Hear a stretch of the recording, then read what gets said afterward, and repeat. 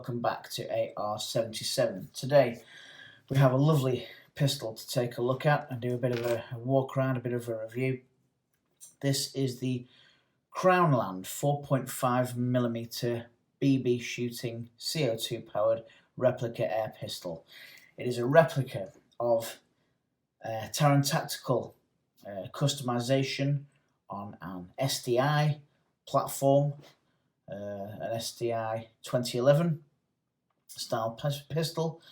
I say 2011 rather than 1911 because the real steel version is a double stack, which is why it carries that 2011 kind of moniker. It's become a bit of an arbitrary term now for a lot of different organisations who are making more modern takes on the 1911 style pistols. But certainly I think it was STI that kind of coined the phrase 2011, and they did that to specifically denote the fact that it was a double stack magazine rather than the more traditional single stack 1911 style magazine. So you got STI making these fantastic 1911s, 2011s, whatever you want to call them, and then Taran Tactical get their hands on one, get hold of one, and tune it, basically customize it. And in this case, for a very specific purpose, because the other name that this gun goes by is the Yaga. This is the John Wick version. This is the John Wick Combat Master. This was developed specifically for the film John Wick, as far as I'm aware. They did a version of a Glock, I think. They did a couple of other pistols. This is the 1911. And for me, as a fan of the 1911 style pistols, as a massive fan of movies generally, and in particular the John Wick films, this was a must-have purchase. So, I will say this. It's not perfect.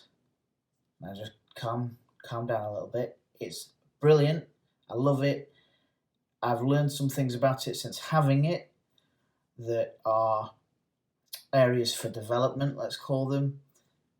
Had I known those things before I bought it, I still would have bought it and I still would have been over the moon with it. It's a fantastic pistol, but I think if you're going to give the good, you should give the more constructive stuff at the same time. So let's get the box out of the way, have a walk around the pistol, I'll give you my opinions on it, and then you can decide whether or not you want to buy one of these beautiful guns for yourselves. So let's just take that out of the box. Get the box. Did come in the box, by the way. It came in that. Didn't come in a cardboard box. Came in that hard case there with a speed loader there, which is, to all intents and purposes, redundant, really. I might use it on my other guns, though, so it's nice to get extra bits in the box. Let's get over some things first of all, then. Accuracy-wise, I think it's quite accurate. I had a bit of a go, the first go with it.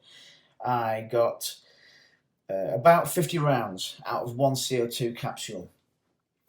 I loaded it up with 19 rounds, fired 19 off, reloaded with another 19, fired those off, so that's 38 rounds done.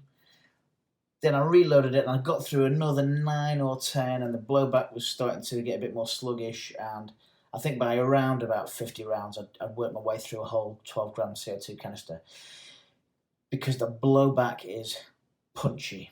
It is vigorous and exciting and really enjoyable to shoot. You will enjoy shooting this pistol. You will feel like you are firing something which is quite intimidating. It doesn't hit that hard, unfortunately. Well, fortunately, it doesn't matter, does it? As long as it'll make a hole in a target, as long as it'll punch something through a can or whatever.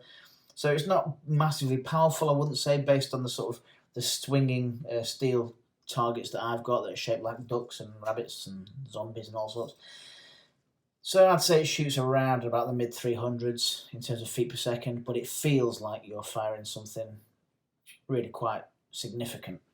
And like I say, it was only 5 meters that I was shooting across, which is I think a reasonable size. Most people can find 5 meters somewhere. In or outside of the house perhaps. And that's my group from the first 19. So from the first 19, that's what I got. And as you can see, there aren't 19 holes there. So it was obviously going hole through hole.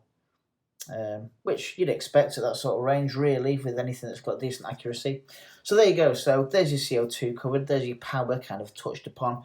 There's your accuracy covered.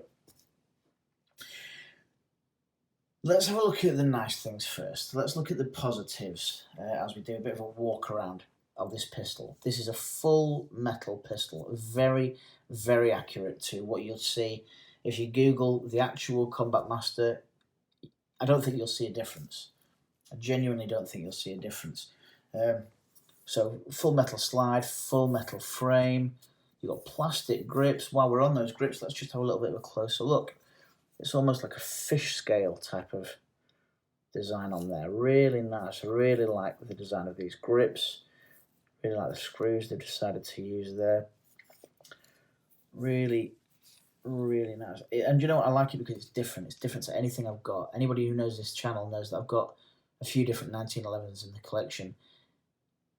None of them look anything like this. This is such a nice pistol. And to see it in action whenever I want is great, you know. So really nice grip there. Feels like a nice solid grip. Feels good in the hand. Good weight to it.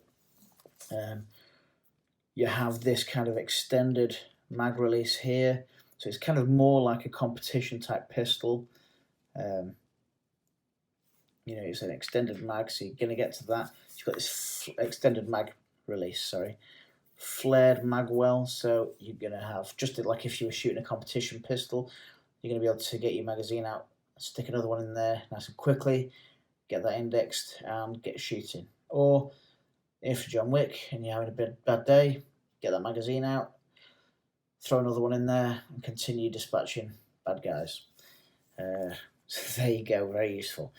You've got this kind of contoured and then flat trigger guard with a bit of grip on the front there, so I guess you could put a finger under there. You could put the finger on the front, depending on where you feel comfortable holding the pistol. That's nice. The slide catch release here is kind of recessed.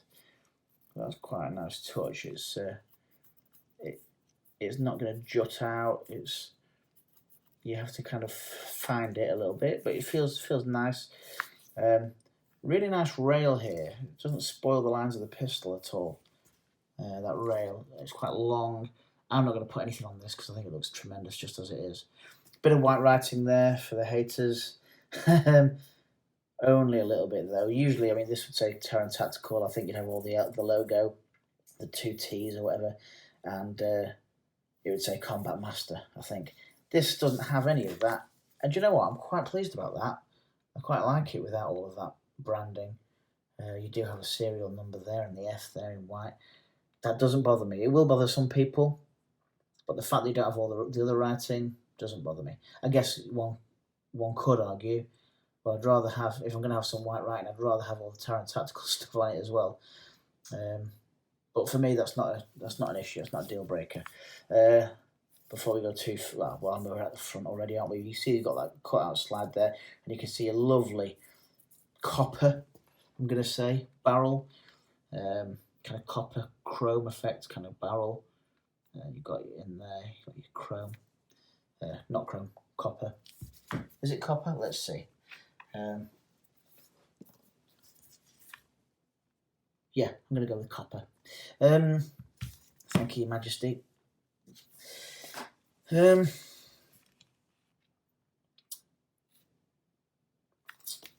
Fibre optic sights, front and rear. They're really good, nice. It's not too broad, that sort of hole there, so your sight picture is quite accurate, which probably helps with the accuracy. You've got this kind of, would you call it tapered, or I don't know, this kind of cut off, slide, angled, kind of more geometric style slide. Serrations front and rear. Really nice pistol, feels really good. This is covered in oil because I gave it a bit of lubrication. When it came out of the box, it was just a little bit, not grindy really, but you could tell it could do with a bit of help. So I just put a little bit of Pelgon oil on it in key places, and that's helped. I'll show you where I did that in a bit. We come around to this side again. You've got this lovely cut-out ejection port here. You can see that copper barrel through there. So that's part of your takedown system. You've got this skeletonized trigger, which is a true kind of 1911 style trigger. Working grip safety, I've probably already said that. Skeletonized hammer there. And you've got these really quite nice sights there. They're adjustable for windage and elevation. You can field strip the pistol, so I'll show you that. You can, just like any other 1911 that you've got, you bring it back to there. When you see that, proud of that hole, you go on the other side, push out your little catch there, and that just slides off nicely. There's your lower frame, there's your upper. You get into all your gubbins in there. Yeah, so when I'm not going to take it any further down than that, but when I put a little bit of Pelgon oil, I just put a little dab, a tiny dab on there, a tiny dab just back here, just on the contact points really for the slide, and it did make a nice big difference to that. Once I've done it, let me put my top on. Okay, back to there. Pop him in there.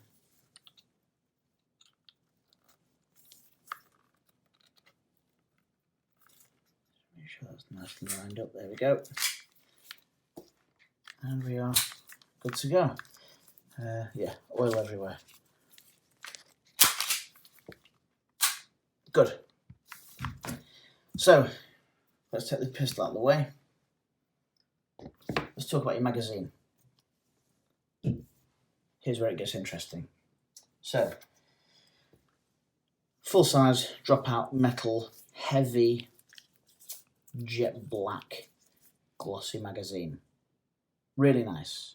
Really like it. Really like the way that the follower is metal. That's not going to snap if you release that. It's a follower, you know, it's a metal follower. Comes all the way down here, and what you do is you load in the top, just like you would with the GSG92 or the Swiss Arms PT92, KWC version basically of the Taurus PT92. But this, you know, it does, the hole does begin to flare, but the follower doesn't come down far enough to put the BBs in there, so you have to load them in the top, which is a bit of a shame. In this day and age, it's a bit of a shame. They do load in nicely, they clip in there, and they slide down, and that's all good, but it's a shame. I would have preferred there to be a loading hole somewhere down here. I can forgive them, but that's a shame. You've got your cutouts there, so you can see that you've got CO2 in the pistol. And you have this cap on the bottom here, which similar to a lot of other things, similar to some of the Glocks, the Springfield, you just pull up that little bit and it slides right off.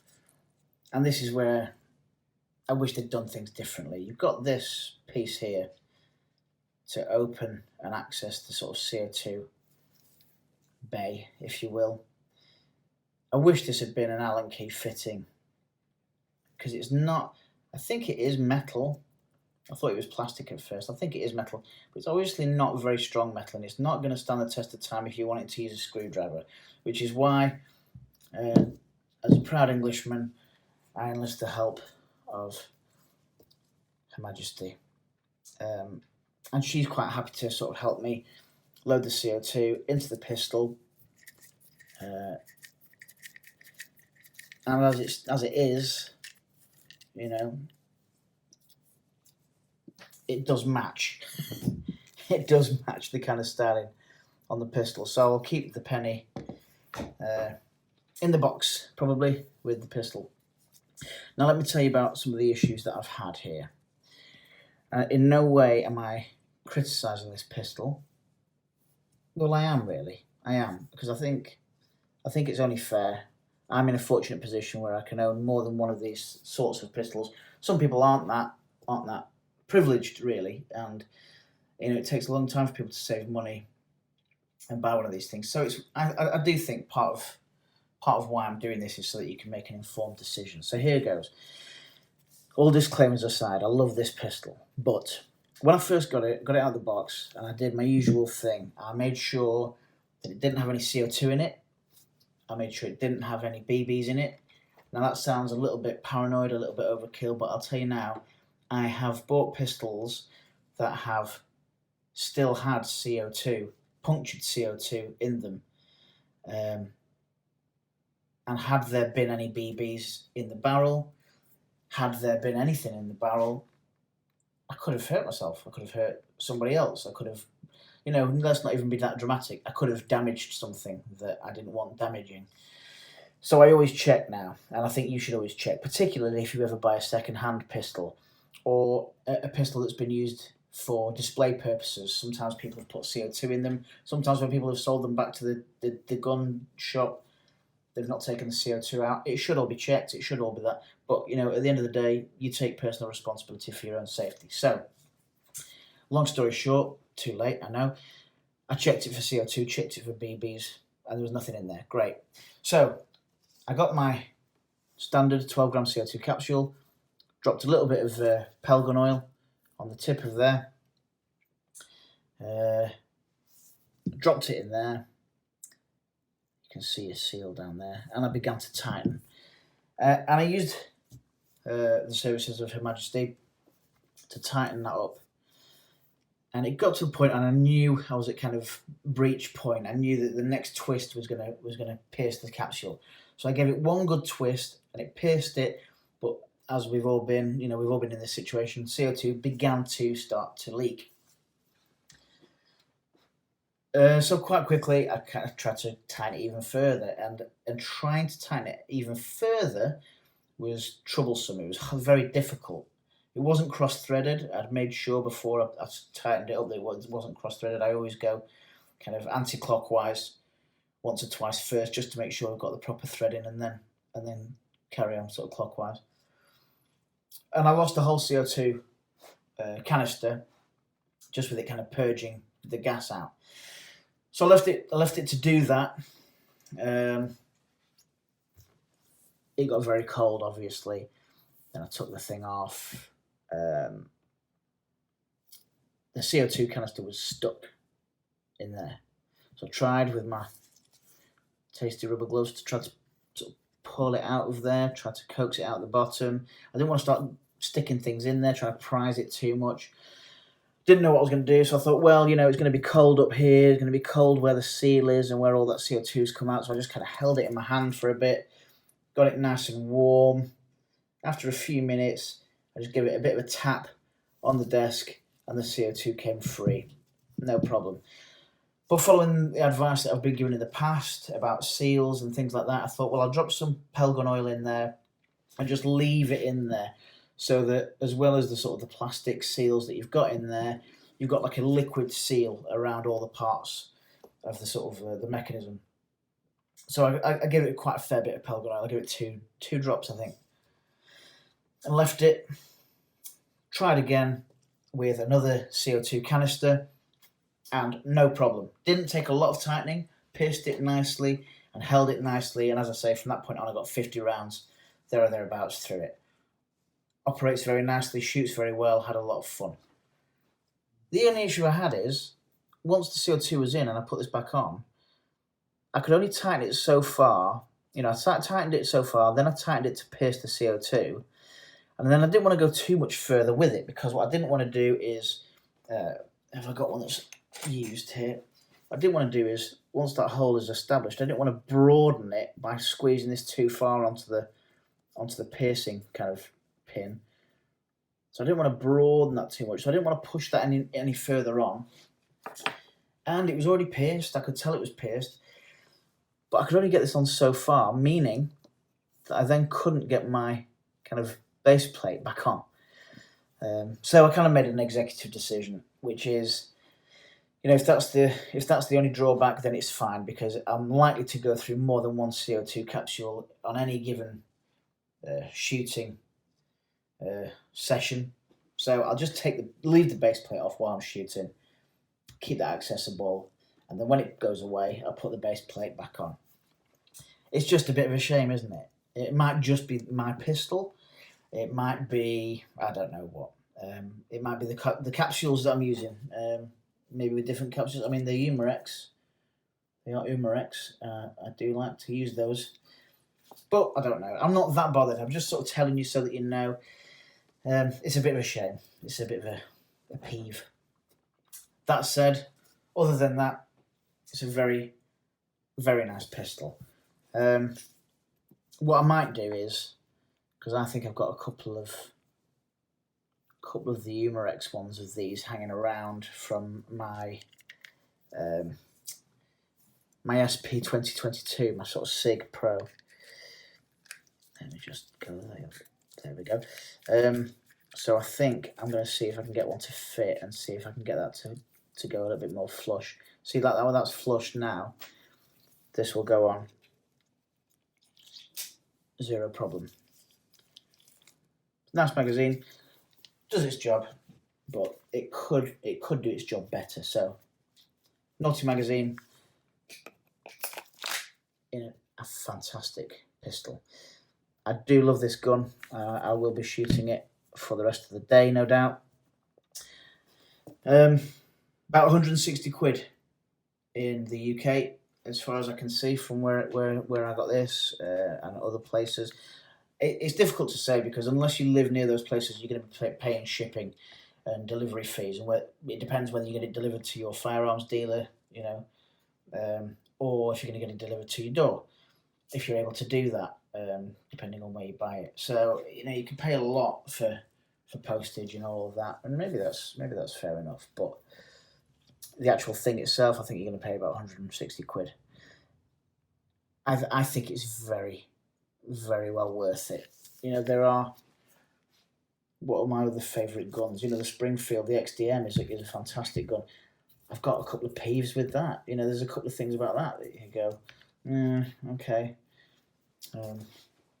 Nothing major, you know, they haven't made the perfect pistol yet. But this is definitely up there, in my opinion, with the HK USP blowback, the Springfield Armory XDM, the KWC 1911s. Is it as good as the KWC 1911s? Well, there's another video, isn't there? I think the build quality is very good. Is it as good? I couldn't call it. But ultimately, it doesn't really matter, does it? Because there's only one. There's only one like this. There's only one Baba Yaga. There's only one John Wick gun out there, from what I can tell. You might get different versions of it. This is the 4.5mm, and I love it. I love it. Happy to chat with you more about it in the comments section. It will make another appearance, I'm sure. I'll be doing more videos on this at some point. But for now, thanks for watching. Thanks for sticking with me. Please like, share, subscribe, tell your mates, tell your friends, tell your parents, tell your kids. All the best. Take care. Stay safe. Bye.